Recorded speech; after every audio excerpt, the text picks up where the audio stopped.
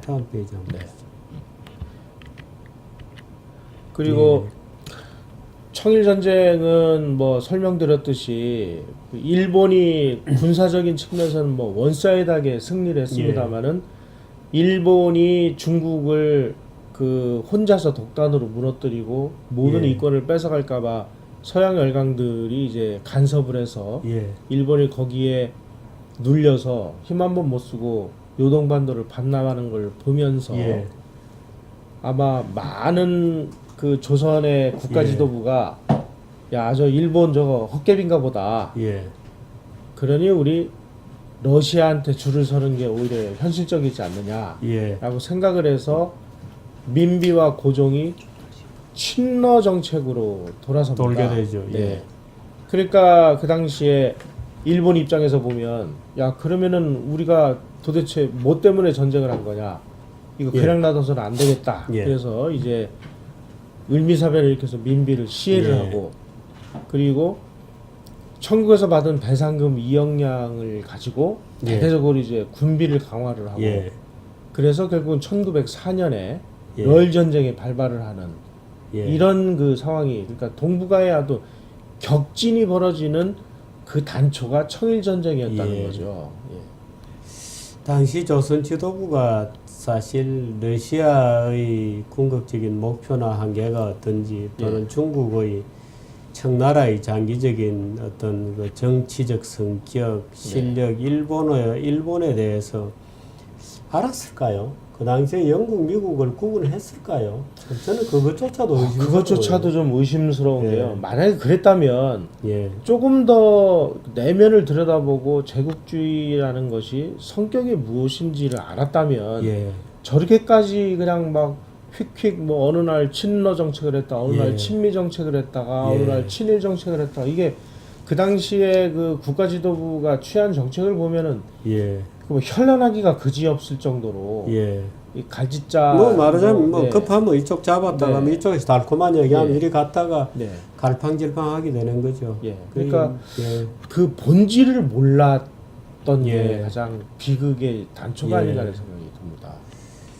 무당이 한마디 하면 그거 쭉 따라가고 이토 히로부미 밑에 무츠 무네미츠 외상이죠. 그렇고 이노우에 미우라 참 우리가 많이 듣던 이름들입니다. 오른쪽에 민비 사진이냐 아니냐로 논란이 있는 사진이죠.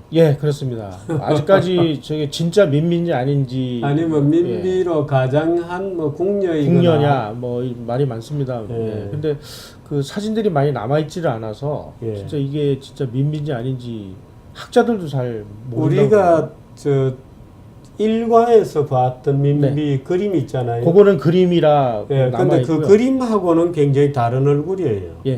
그 그림은 눈이 이렇게 위로 그렇습니다. 찢어지고 굉장히 좀 넓적하면서도 강인한 얼굴인데 이 얼굴은 좀 글쎄요 좀 순종적인 얼굴 같기도 하고 민비처럼 일세를 풍미했던 그런 여성의 상이라고 보기는 좀 그렇고 국가를 위해서 풍미를 했어야 되는데 자기 개인을 위해 가족을 위해서 오로지 민씨 일가의 부흥만 생각하고 있었으니까 그러게 말입니다. 참 그렇습니다.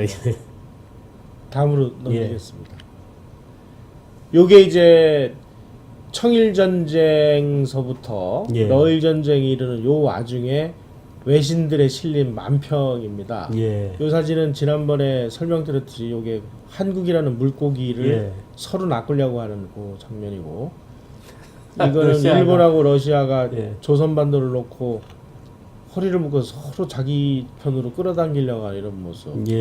그리고 서양에서 볼 때 러일 전쟁이라는 것은 이런 소인과 거인의 전쟁이다라는 이게 머릿속에 러일 전쟁의 풍자극인가요? 네, 그렇습니다. 장막 뒤편에서 보면 중국 사람이 건너다 보고 있고 오른쪽에 프르시아 여기 미국. 미국 그 앞에 사람이 영국인인 것 같고 뭐 되게 그렇군요.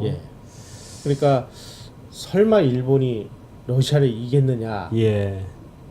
뭐 서양 사람들이 가지고 있는 동양에 대한 그런 생각의 일단이 여기서 좀 읽히지 않나 하는 생각이 들고요. 사실 징기스칸 이후에 예. 동양이 아시아가 예.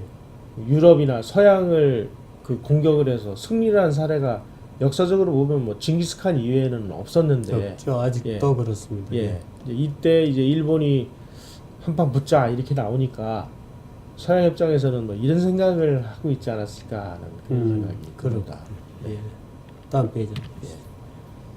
요게 그러니까 1905년, 10년 뭐 요런 무렵에 우리나라의 제철 산업의 수준을 예. 보여주는 아주 상징적인 그런 그 사진인데요. 이 사진 자체는 아마 무슨 최근 사진 재현해놓은 재현해놓은 민속촌이나 건데, 예, 그렇습니다. 예, 그때 우리 수준이 이렇게 무쇠 뭐 그냥 예, 농기구나 만드는 정도의 수준이었던 반면에 일본이 1920년대 중반부터 이런 요게 이제 저희가쿠라는 항공모함입니다. 예.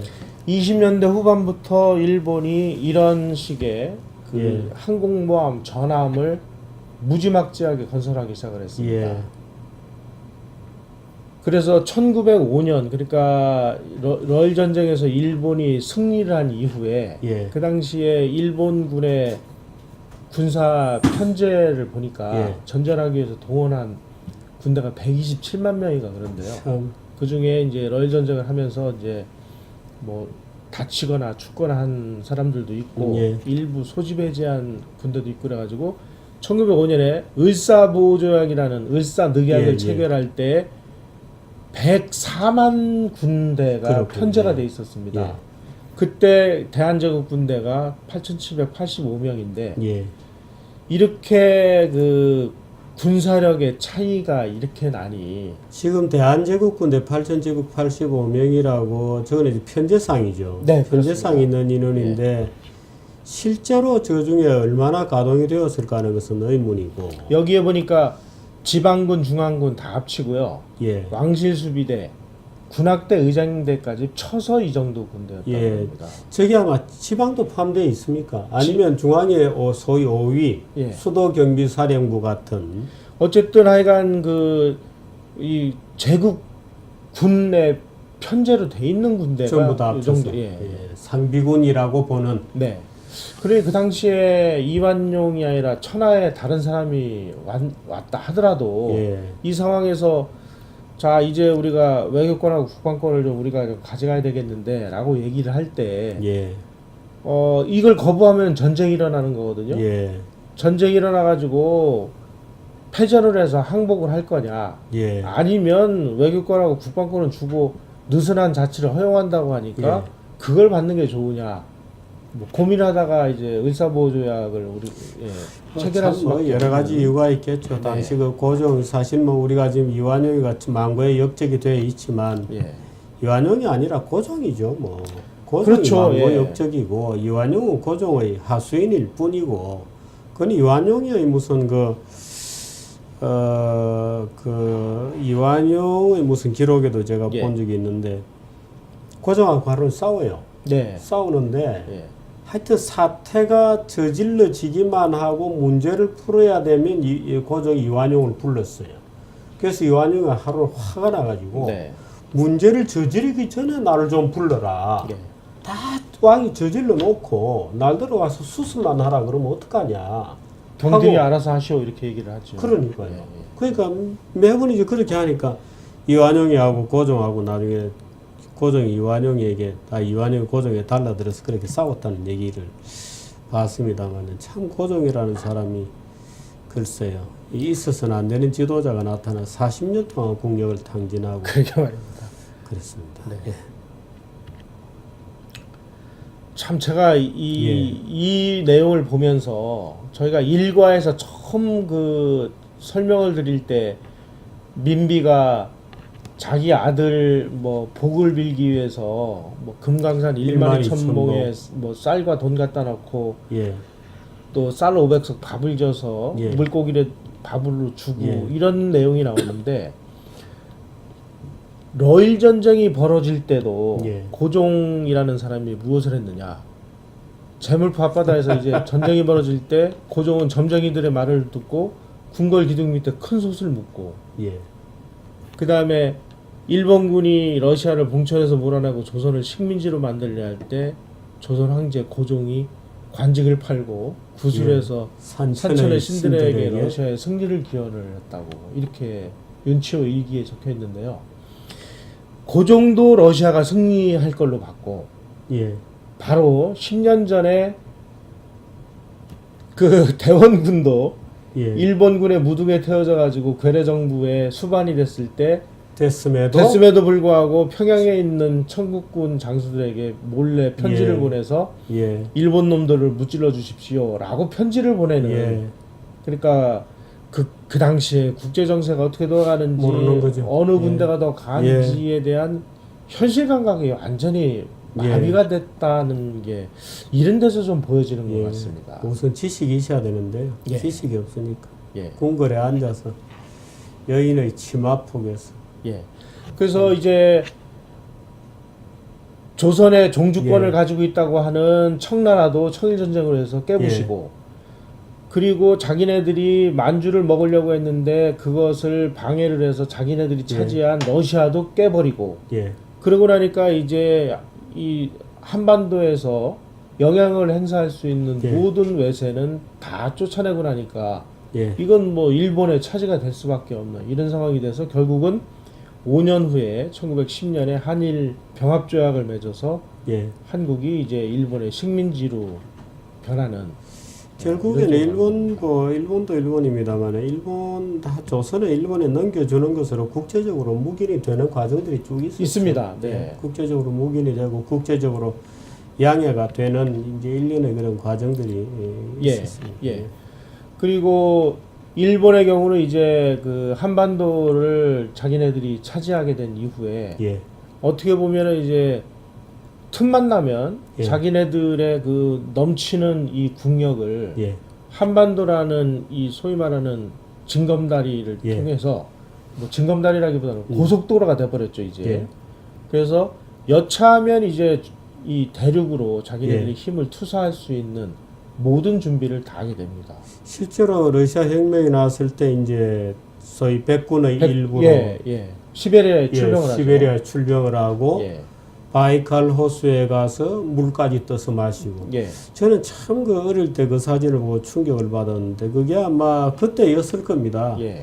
그 소위 백군의 일환으로 이제 적색 러시아를 이제 혁명을 좌절시키기 위해서 뛰어들었던 그 전투에서 그 일본 병사들이 그 각반을 찬 일본 병사들이 바이칼 호수에 가서 이 물을 떠먹는 그 사진을 보고 어릴 때 야 이게 조선만 뭐 저 홀겨 먹은 정도가 아니었구나 쟤들이 그 당시에 굉장한 충격을 받았습니다. 지금 뭐 말하자면은 그 시베리아 열차가 뭐 다니는 거의 뭐 이르쿠츠크 이 지역까지를 일본의 영향권을 다 넣고 있었고요. 그리고 남태평양 다 먹었고 그렇습니다. 1차 세계대전이 1914년에 발발했는데 그 당시에 일본은 영국과의 군사동맹국이었습니다. 그래서 영국이 독일에게 선전포고를 하니까 일본도 동시에 선전포고를 해서 독일령이었던 중국의 그 선동반도에 상륙을 해서 독일이 가지고 있던 모든 조차지를 다 뺏어서 점령을 합니다. 그게 이제 청도 그 일대 지역인데요. 그래서 그 지역뿐만이 아니라 그 지역을 둘러싼 많은 지역을 일본이 점령을 하고 그리고 말씀하셨듯이 시베리아까지 출병을 해서 거의 시베리아 절반을 일본의 영향권에다가 넣게 되고 그리고 독일이 가지고 있던 태평양상의 섬들을 일본이 다 점령을 해서 이 일본 영토로 만들어버립니다. 그래서 그 당시에 일본 국가지도부는 1차 세계대전에서 서양 열강들이 다 유럽 전쟁에 매달려 있는 이 와중에 아시아 지역에 공백기가 생긴 그 틈을 이용해서 일본의 이 넘치는 힘을 중국, 시베리아, 태평양까지 넓혀서 1차 대전에 진정한 그 최고의 이익을 얻은 나라는 일본이다. 일본이죠. 그야말로 서유럽 열강들이 전부 유럽 전쟁에 몰입할 때 그렇습니다. 아시아의 무주 공산을 다 차지한 그렇게 이제 다 차지하고 난 다음에 이 넓은 그 바다와 영토를 지키기 위해서 엄청난 이제 군비를 증가하는 와중에 함대를 뭐 엄청나게 건설을 예. 하고 항공모함까지를 만들고 이러니까 미국이나 영국이나 이 서양 열강들이 보기에 이제 어떻게 손을 댈 수 없을 정도로 거의 예. 돼버렸거든요. 예. 그러니까 이제 워싱턴 군축 조약에 의해서 함대 수를 규정을 하고 예. 이제 이런 와중에 돌입을 뭐 하게 함대를 됩니다. 뭐 미국 함대를 예. 일로 보면 예. 뭐 일본 함대는 뭐 네. 얼마까지 한다. 뭐 5대 5대 3이다. 뭐 네. 계속 그런 논란들이 벌어지죠. 예. 그리고 이제 1차 대전 이후에 국제연맹이라는 걸 만들었는데 예. 국제연맹이 이제 여러 가지 감시 기구들이 있었는데 중일 전쟁을 일으키니까 예. 이 국제연맹에서 조사단들이 나옵니다. 그래서 린튼 조사단이 예. 이거 보니까 그 만주사변은 명백한 일본의 침략 행위란 말이죠. 예. 그래서 일본에게 그 경고를 하려고 하니까 일본이 국제연맹을 탈퇴를 하고 예. 예. 이런 이제 역사의 소용돌이가 만들어지기 시작을 합니다. 그러니까 이제 추축국에 가입하게 되고. 네, 그러니까 청일 전쟁으로 시작을 해서 러일 전쟁을 통해서 러시아를 꺾고 나서 군사 강국이 됐고 예. 1차 대전을 통해서 일본이 어마어마한 그야말로 팽창. 세계적인 열강국의 하나가 됐고 그리고 그 넘치고 주체할 수 없는 힘을 가지고 중국도 뭐 상당 부분 먹고 예. 그러면서 뭐 서양 열강들의 압력이 시작이 되니까 만주를 또 침략을 해서 만주를 예. 먹고 예. 그리고 만주 가지고도 이거 뭐 성이 안 차니까 또 37년에 중일 전쟁을 일으키고 예. 중일 전쟁을 일으켜서 미국이 야 이거 이대로 나서는 안 되겠다. 이 일본이 가지고 있는 약점이 뭐냐? 이거 보니까 석유거든요. 예. 그래서 석유 금수 조치를 취하게 취하는 이런 조치를 취하니까 우리 석유가 마르면은 이 함대는 움직이지를 못한다. 그러니까 앉아서 망할 것이냐, 미국과의 전쟁을 벌일 것이냐.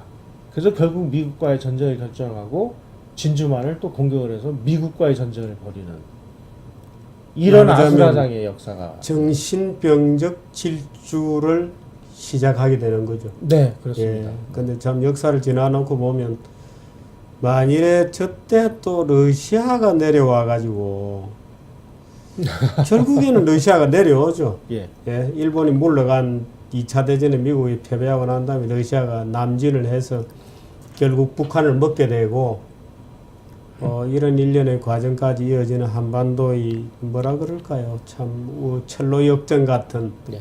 우여곡절이 시작이 됩니다. 지금 그래도 우리가 좀 먹고 살만해지고 세계를 무대로 무역을 하고 이런 국가가 건설이 되었는데 최근에 또 우리 사회의 어떤 기풍이랄까 이런 것들 또 국민의 정신의 분위기랄까 이런 것들이 또 대한제국 이전으로 돌아가는 것 같아서 그때 우리 120년 전 무렵에 우리 국가 지도부들이 예. 국제 정세가 어떻게 돌아가는지도 모르고 어떤 나라가 진정한 강국인지도 이해도 없고 이렇게 음풍농을 하면서 휘청휘청 하다가 나라를 잃고 개망신 당하고 국민들 노예 상태로 만든 거나 예. 지금 요즘에 여의도에 있는 국회와 우리 예. 국가 지도부 사람들이 뭐 친중 반일 뭐 이런 그 외교를 벌이는 모습들을 보면 예. 거의 동일한 그 바보 같은 짓을 그렇습니다. 반복하고 있는 것 같아서 예. 사실 좀 많이 우려도 되고 걱정도 되고 그렇습니다. 예. 또 그런 걱정 때문에 우리가 청일전쟁 예. 1, 2, 3과 네. 공부를 요 해봤습니다. 사진이 몇 장 이거 남아 보면, 있는데요. 예. 요게 지금 문제가 되고 있는 생각입니다. 바로 청일 전쟁 때 일본이 중국으로부터 뺏은 이 대만과 여기 이제 팽호 열도인데요. 예. 그 부분 도서를 일본한테 넘겨주는 와중에 요게 이제 그 일본 말로 하면 생각구 열도고 중국 말로 하면 다오이다오인데 예. 이렇게 하고 뭐 별로 중요하지 않다. 이거 왜냐면 그 뭐 돌덩어리 몇 개 있는 그 뭐 암석인데요. 예.